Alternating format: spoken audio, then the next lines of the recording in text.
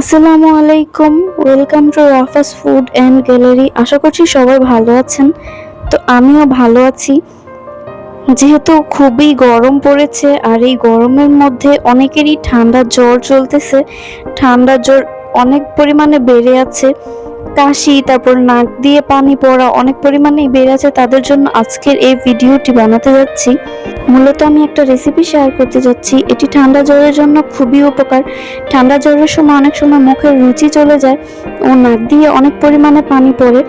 এটা হচ্ছে প্রাথমিকভাবে ঘরোয়া একটা ঠান্ডার নিরাময় ঔষধ। সবার প্রথমে এই মালতা মাখা রেসিপিটা বানানোর জন্য আমি 2টা মালতা নিয়েছি ও কিছুটা কাঁচামরিচ নিয়েছি। কাঁচামরিচগুলিকে কুচি কুচি করে দেন হচ্ছে মালটার সাথে মিক্স করে কিছুটা লবণ নিয়ে আগে মরিচগুলোকে মেখে নিই। মরিচগুলোকে ভালো করে মেখে লবণ দিয়ে তারপর হচ্ছে মালটার সাথে ভালো করে মেখে নিতে হবে। আর এটাতে বেশি পরিমাণে কাঁচামরিচ দিয়ে বেশি পরিমাণে ঝাল করে নিতে হবে, যেহেতু এটা ইনস্ট্যান্ট একটা ফলাফল পাওয়া যায়। ইনস্ট্যান্ট ফলাফল পাওয়ার জন্য বেশি পরিমাণে কাঁচামরিচ দিয়ে এটাকে মেখে তারপর হচ্ছে খেতে হবে। আর এটা খাওয়ার পর হচ্ছে নাক দিয়ে অধিক পরিমাণে পানি বের হবে।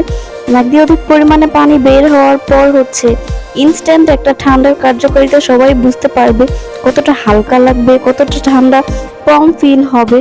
তো এটা ইনস্ট্যান্ট একটা ঠান্ডা কমানোর ঘরোয়া উপায়। তোমরা সবাই এটা ট্রাই করতে পারো ও কমেন্ট বক্সে আমাকে জানাতে পারো। এ পর্যন্তই, আল্লাহ হাফেজ।